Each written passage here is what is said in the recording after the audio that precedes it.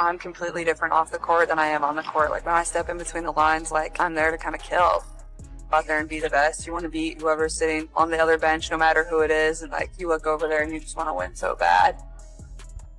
I remember when I was a young girl watching the Olympics or watching the World Cup and dreaming of a moment like this. So obviously getting to make my debut at 24 is pretty fun for myself. But so truly just a really big honor.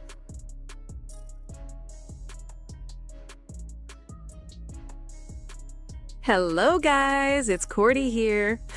Disgusting. Disgusting. I sit back disgusted at you guys. We have the BS going on already. The WNBA's latest CBA negotiations have concluded, and before any games even tip off, drama is already erupting. What triggered this chaos? Caitlin Clark earned Team USA MVP honors, and critics are having complete meltdowns across social media platforms. These detractors are furious she claimed MVP, despite it being completely warranted based on her performance. She didn't require starter status to secure MVP recognition, while still putting on a clinic out there. We need to address these absurd haters who are going ballistic over Clark's MVP selection. Once again, people are shouting that the WNBA has racial bias issues. The current storyline suggests she only received MVP due to systemic racism. This level of discourse is truly pathetic and embarrassing. So much stupidity is unfolding right now, it's genuinely mind-boggling. Here are the facts. Caitlin Clark either dominated or shared the lead in Team USA's scoring categories. She led the squad in assists, posted the best true shooting percentage, plus numerous other statistical achievements. The numbers don't lie and are right there for everyone to see. She captures MVP and immediately these critics start having emotional breakdowns again.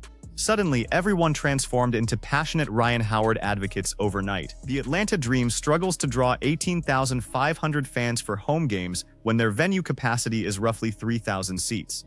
Sometimes they can't even attract 1,500 attendees. When I can draw bigger crowds to my backyard barbecue than the Atlanta Dream and Rhyne Howard can for their professional games, what does that tell us about the real situation here? No disrespect intended toward her. I genuinely respect Rhyne Howard's abilities as a player. She possesses legitimate talent, but now everyone's acting like they've been devoted supporters forever, which is absolutely ridiculous. Rhyne Howard earned MVP, Rhyne Howard deserved it, Rhyne Howard this and that, endless chatter. Social media is now overflowing with these alleged Rhyne Howard superfans. Stop the charade, you're not genuine Rhyne Howard supporters. Let's be honest about what's happening. You're simply Caitlin Clark antagonists disguising your hatred. Let's examine the concrete statistics because numbers tell the truth every time. Rhyne Howard tallied 50 points while Clark scored 51. Clark distributed 25 assists compared to Howard's 5. Howard collected 6 rebounds, Clark also grabbed 6. Howard connected on 15 three-pointers, Clark made 9. So please explain what exactly we're debating here. What's the legitimate complaint or concern? Why must every single thing become manufactured drama? This jealousy and resentment is absolutely unhinged. She literally just secured financial benefits for everyone in the league. She delivered what amounts to an economic stimulus package for the entire WNBA. The fresh CBA is finalized, player compensation is rising, league expansion is happening, and much of this positive momentum stems directly from Caitlin Clark's impact. It's like she announced, "Hello everyone, I'm Caitlin Clark and I just helped elevate this entire league to new heights." Can't she simply accept her MVP award without everyone having complete emotional breakdowns? Instead, people are screaming that she only won because the WNBA operates with racial prejudice. Take that nonsense somewhere else because it's complete garbage. What's actually happening is some of you harbor race-based hatred while projecting those accusations onto everyone else.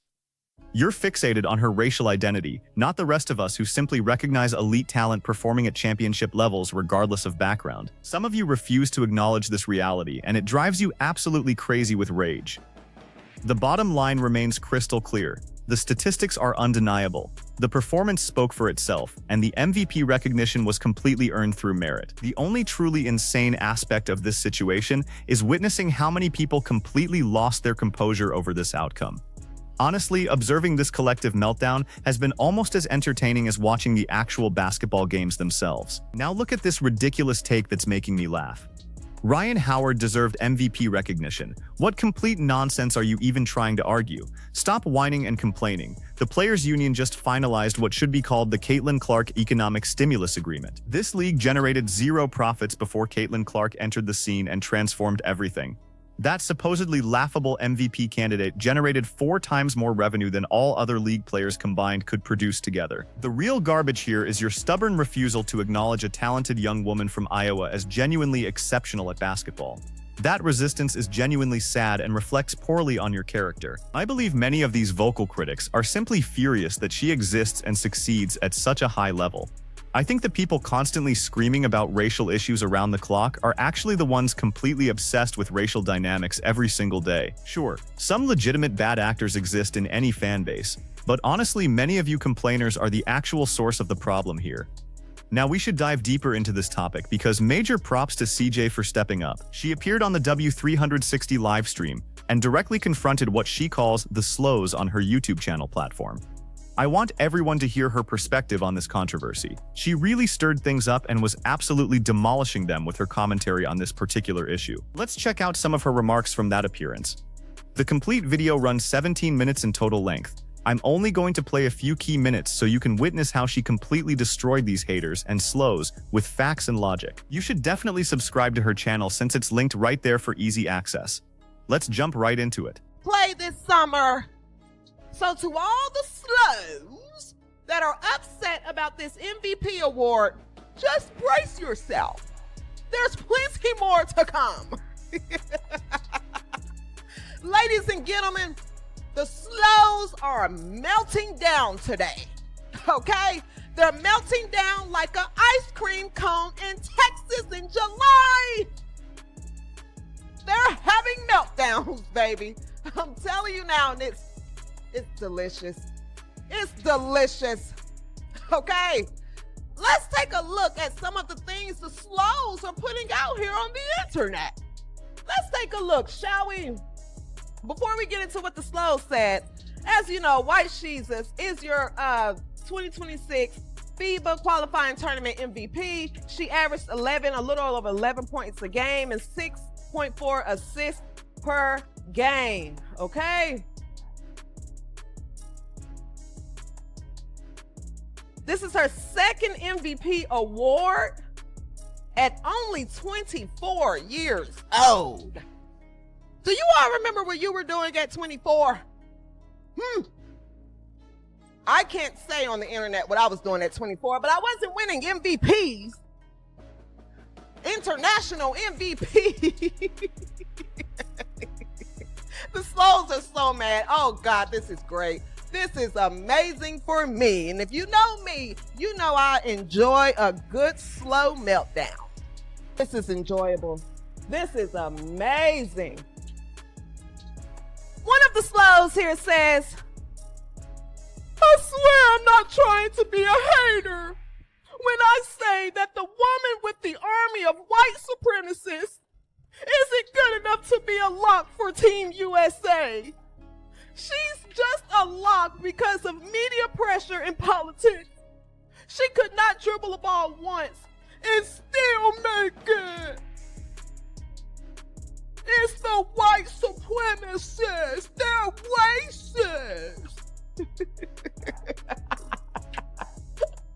Another slow says, her legacy will consist of the media cheating others out of accolades because they will do whatever in their power to prove they were right about her drive clicks.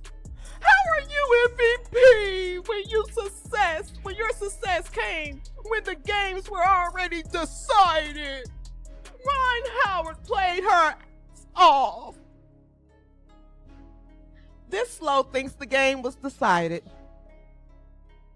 They think the games were rigged.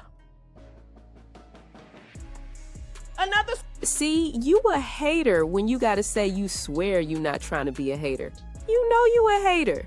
You know you a hater, fam. I don't ever have to say, I swear I'm not trying to be a hater. Like, oh, you gotta swear to try not to be hate. You a fucking hater. She said this slow thinks the game was decided. They think the games were rigged. Like, seriously, think about some of the stuff she just read. This is how cuckoo these people are. This is how cuckoo they are. It's insanity, man. The level of nonsense is wild. People losing their minds over something that should be simple. A player played great, won MVP, and now everybody acting crazy about it. The first thing these people do is go talk about race. Ugh, that's the first damn thing. They're gonna talk about, oh, you're there because of your religion, your background, whatever they can pull out the air. Like they talk about anything and everything except the actual basketball.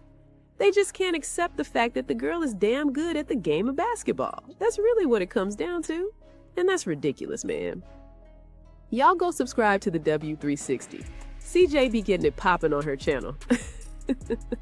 It's go time, y'all. Get down in the comments. Tell me what you think. Don't forget, like and subscribe. 'Cause all I do is win, win, win.